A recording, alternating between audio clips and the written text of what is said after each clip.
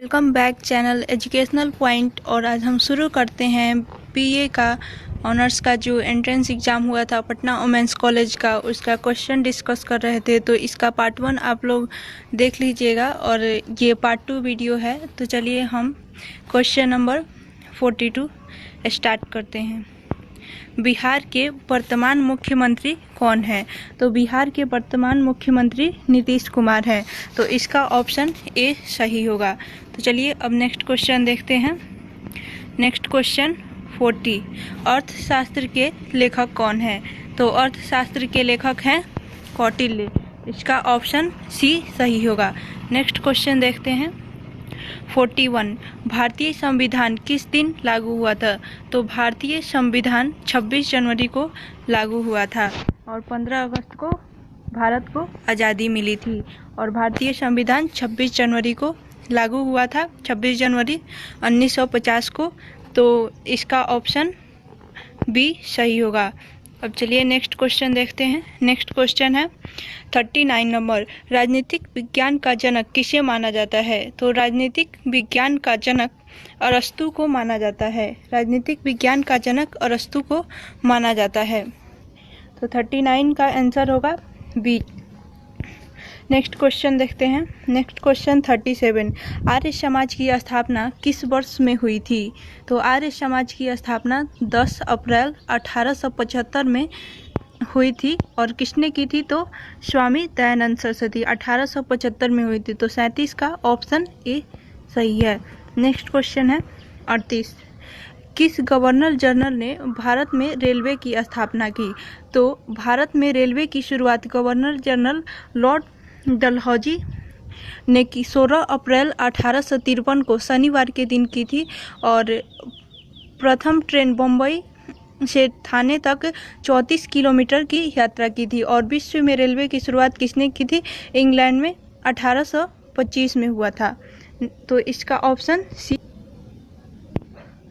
भारत में झरोखा दर्शन के प्रवर्तक कौन था? तो भारत में झरोखा दर्शन के प्रवर्तक कौन था? तो उसका ऑप्शन बी अकबर सही होगा। और किसने शुरू किया था? ये बाबर ने शुरू किया था। झरोखा दर्शन क्या है? तो भारत में मध्य युग में राजाओं के किलों और महलों में बालकनी को ही झरोखा बोलते हैं। उसमें सार्वजनिक दर्शकों को संबोधित करने के लिए, उनकी जो प्रजा होती थी उनको संबोधित करने के लिए दैनिक अभ्यास या यह जनता के साथ आमने सामने संवाद करने का एक आवश्यक और सीधा तरीका था। तो उसी से संवाद होता था। और जो बालकनी होती थी उसको झरोखा भी बोलते थे पहले, तो उसी को झरोखा दर्शन कहते हैं। तो 36 का ऑप्शन बी सही है। नेक्स्ट क्वेश्चन देखते हैं 35, फ्रांसीसी क्रांति कब शुरू हुई? तो फ्रांसीसी क्रांति कब शुरू हुई? तो फ्रांसीसी क्रांति 1789 में शुरू हुई। 1789 में फ्रांसीसी क्रांति शुरू हुई। और कब तक हुई? 1799 तक हुई।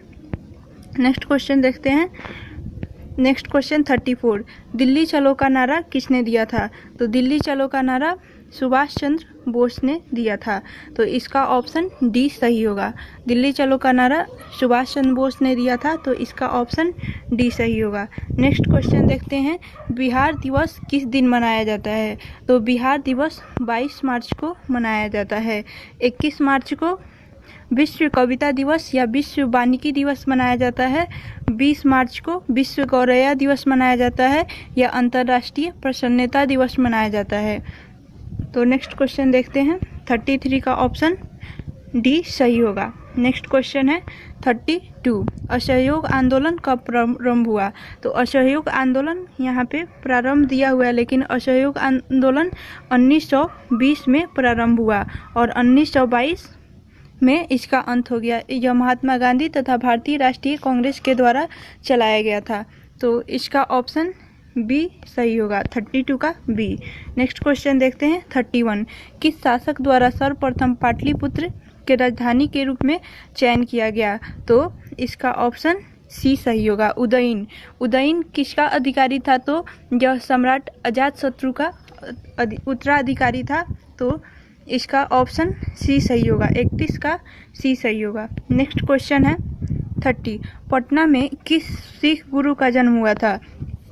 तो पटना में गुरु गोविंद सिंह का जन्म हुआ था, जो सिख के 10वें गुरु थे, और इनके माता का नाम गुर्जरी था, और 26 दिसंबर 1666 में पटना में इनका जन्म हुआ था। तो इसका ऑप्शन डी सही होगा। नेक्स्ट क्वेश्चन है 29। बिहार के कौन से स्थान में गांधी जी ने अपना प्रथम सत्याग्रह किया? तो इसका ऑप्शन ए सही होगा, चंपारण। चंपारण में प्रथम सत्याग्रह हुआ था। यह नील की खेती के विरुद्ध था, किसानों से जुड़ा हुआ था। तीनकटिया प्रथा आप लोग जानते होंगे। 19 अप्रैल 1917 में चंपारण सत्याग्रह शुरू हुआ, और 10 अप्रैल 1917 को गांधी जी बिहार आए थे चंपारण में। नेक्स्ट क्वेश्चन है 28। इंडियन नेशनल कांग्रेस की प्रथम महिला अध्यक्ष कौन थी? तो इंडियन नेशनल कांग्रेस की प्रथम महिला अध्यक्ष एनी बेसेंट थी। इसका ऑप्शन ए सही होगा, ऑप्शन ए सही होगा। और यह आयरलैंड की रहने वाली थी। 1917 में कोलकाता में कांग्रेस की पहली महिला अध्यक्ष चुना गया इनको। और नेक्स्ट ऑप्शन है सुचेता कृपालिनी। तो ये उत्तर प्रदेश की मुख्यमंत्री बनी और भारत की पहली महिला मुख्यमंत्री थी। सरोजनी नायडू। सरोजनी नायडू का निकनेम भारत कोकिला भी है, इनको भारत कोकिला कहा जाता है। 15 अगस्त 1947 को आज़ादी के साथ ही उत्तर प्रदेश की प्रथम राज्यपाल सरोजनी नायडू को बनाया गया, जो 2 मार्च 1949 तक रही। नेक्स्ट है इंदिरा गांधी। इंदिरा गांधी भारत की प्रथम और अब तक की एकमात्र महिला प्रधानमंत्री रही हैं। तो नेक्स्ट क्वेश्चन देखते हैं 26। गौतम बुद्ध ने अपना उपदेश कहाँ दिया था? तो गौतम बुद्ध अपना उपदेश कहाँ दिया था? तो गौतम बुद्ध ने अपना उपदेश सारनाथ में दिया था। और ज्ञान कहाँ प्राप्त हुआ था गौतम बुद्ध को? तो बोध गया में ज्ञान की प्राप्ति के बाद बुद्ध ने तो उन्होंने सारनाथ में अपना पहला प्रवचन दिया था। तो नेक्स्ट 26 का ऑप्शन सी सही होगा। नेक्स्ट क्वेश्चन है प्राचीन भारत का नेपोलियन किसे कहा जाता है? तो प्राचीन भारत का नेपोलियन समुद्रगुप्त को कहा जाता है। ऐसा माना जाता है कि, और ऐसा इतिहास में भी लिखा हुआ है कि वह जिंदगी में कभी पराजित नहीं हुआ। तो 27 का ऑप्शन डी सही होगा। नेक्स्ट क्वेश्चन है 25। O my love's like a red rose is an example of. तो इसका ऑप्शन सी सही होगा। ये एक मेटाफर का एग्जाम्पल है, तो इसका ऑप्शन सी सही होगा। नेक्स्ट क्वेश्चन देखते हैं 24। An elegy is a poem in which the poet. तो ये आपके इलेजी के डिफिनेशन से देख सकते हैं। तो ये इसका ऑप्शन होगा 24 का ऑप्शन भी सही होगा। तो नेक्स्ट क्वेश्चन देखते हैं। Choose the correct synonyms for the word courageous. तो कोरेजियस का साइनोनिम यहाँ पे डेंजरस दिया हुआ है। तो डेंजरस का अर्थ होता है खतरनाक। पहले कोरेजियस देखते हैं, तो इसका अर्थ होता है साहसिक। डेंजरस का खतरनाक। बोल्ड मीन्स होता है साहसिक। तो इसका साइनोनिम होता है मतलब इसके जैसा। तो इसके जगह पर कौन सा यूज कर सकते हैं? बोल्ड का यूज कर सकते हैं, इसलिए बी ऑप्शन सही होगा। और कॉटियस मीन्स सतर्क होता है, तो इसका ऑप्शन बी सही होगा। 22 का बी सही होगा। नेक्स्ट क्वेश्चन है नथिंग डैश लाइक सक्सेस। तो इसका ऑप्शन बी सही होगा। 23 का ऑप्शन बी सही होगा। इसका हिंदी होगा सफलता जैसी कोई चीज़ नहीं। Nothing succeeds like success. ठीक है, तो अब नेक्स्ट क्वेश्चन देखते हैं 22। Choose the correct synonym for the courageous. तो ये क्वेश्चन हम लोग देख चुके हैं, इसका ऑप्शन बोल्ड सही होगा बी। और नेक्स्ट क्वेश्चन है 20 number. William Shakespeare is a well known for, ये ड्रामेटिस्ट है, तो इसका ऑप्शन 20 का ए सही होगा। अब नेक्स्ट क्वेश्चन देखते हैं। नेक्स्ट क्वेश्चन है 21 number. Get this done right now is a और एन, यहाँ पे कौन सा होगा? तो ये कौन सा सेंटेंस है? तो इसमें देखते हैं इम्परेटिव सेंटेंस। तो इम्परेटिव सेंटेंस ये होगा, क्योंकि इम्परेटिव सेंटेंस मीन्स आज्ञा सूचक, इसमें ऑर्डर दिया जा रहा है। ठीक है, और निगेटिव सेंटेंस निगेटिव नहीं होगा, इसमें ऑर्डर दिया जा रहा है। Get this done right now, तो ये इम्परेटिव होगा, ऑप्शन ए सही होगा। इंट्रोगेटिव नहीं होगा क्योंकि इसमें क्वेश्चन मार्क नहीं है, ये क्वेश्चन सेंटेंस नहीं है। निगेटिव नहीं है, इसमें कहीं निगेशन का साइन नहीं है। फिर अफर्मेटिव सेंटेंस ये अफर्मेटिव है लेकिन इम्परेटिव भी है, तो ये इम्परेटिव ज़्यादा सही होगा, तो 21 का ए सही होगा। नेक्स्ट है two which part of speech does the underline the word of the following sentence belong to, please iron your shirt. तो यहाँ पे आयरन क्या होगा, तो आयरन वर्ब होगा, ठीक है, तो इसका 18 का सी सही होगा। नेक्स्ट क्वेश्चन है 19, a fierce lion dash the jungle clearing. तो यहाँ पे फियरेंस मीन्स होता है भयंकर, यहाँ पे खूंखार, खतरनाक ये कह सकते हैं, और यहाँ पे फियरेंस द जंगल, तो इसका ऑप्शन सी सही होगा। प्रोवेल जो सही होगा इसका हिंदी जो होता है वो तलाशी करना या छिप कर जाना। स्क्रॉल का हिंदी होता है टहलना, और स्निक का हिंदी होता है चोरी करना। गैलोप्ड का हिंदी होता है सरपट दौड़ना, तो इसका ऑप्शन सी सुटेबल है, तो 19 का ऑप्शन सी सही होगा। नेक्स्ट क्वेश्चन है what is the antonyms of transparent. तो एंटोनिम्स पूछ रहा है, तो यहाँ पे ट्रांसपेरेंट का एंटोनिम्स क्या होगा, तो काम मीन्स शांति, ये कुछ रिलेटेड ही नहीं है। ओपीक्यू मीन्स होता है अपारदर्शी, और यहाँ पे ट्रांसपेरेंट मीन्स पारदर्शी, तो इसका उल्टा क्या होगा, इसका उल्टा होगा ओपेक्यू, तो ऑप्शन बी इसका सही होगा।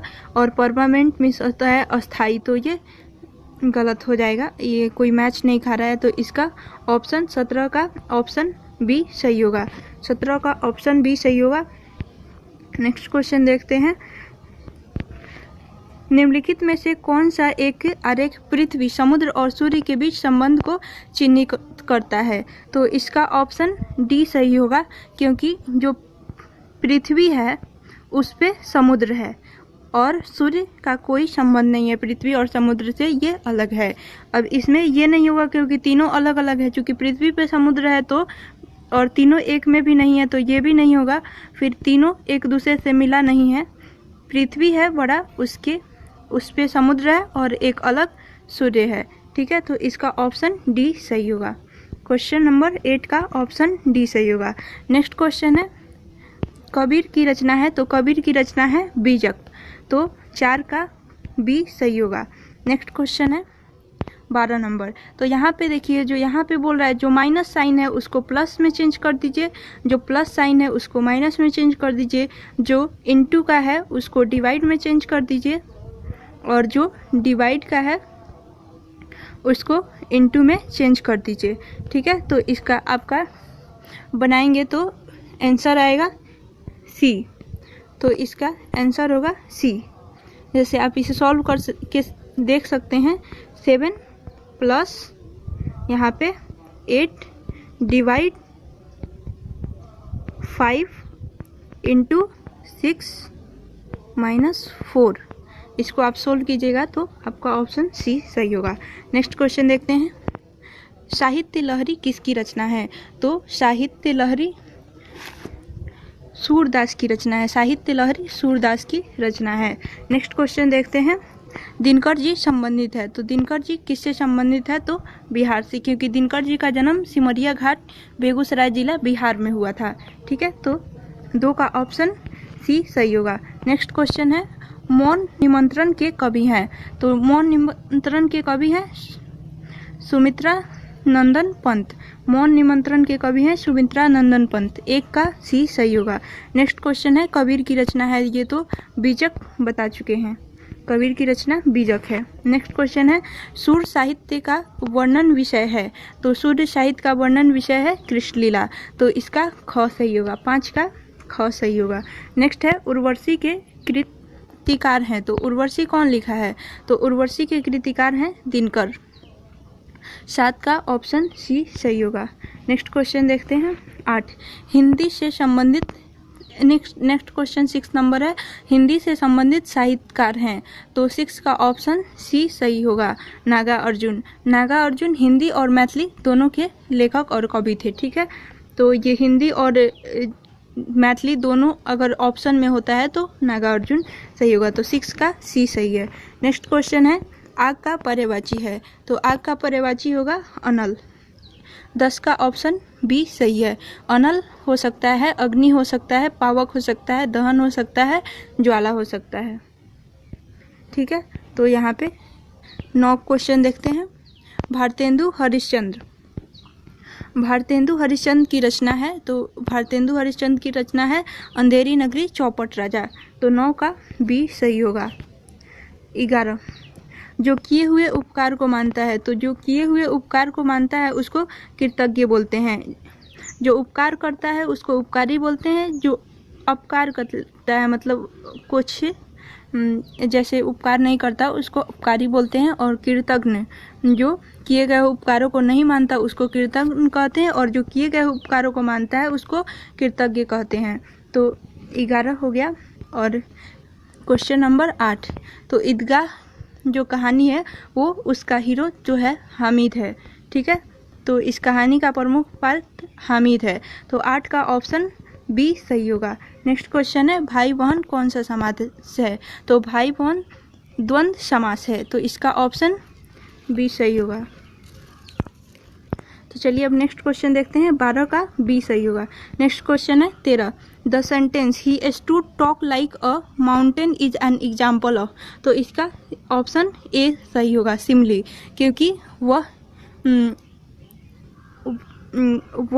ये लाइक जो है वो सिमली को दर्शाता है। ये सिमली में लाइक और एज का यूज होता है, और ये कंपेयर दर्शा रहा है एक किसी पर्सन के बीच और माउंटेन के बीच। ठीक है, और इसमें लाइक एज का यूज हुआ है और ये सिमली है। ऑप्शन 13 का ए सही होगा। नेक्स्ट क्वेश्चन है 15।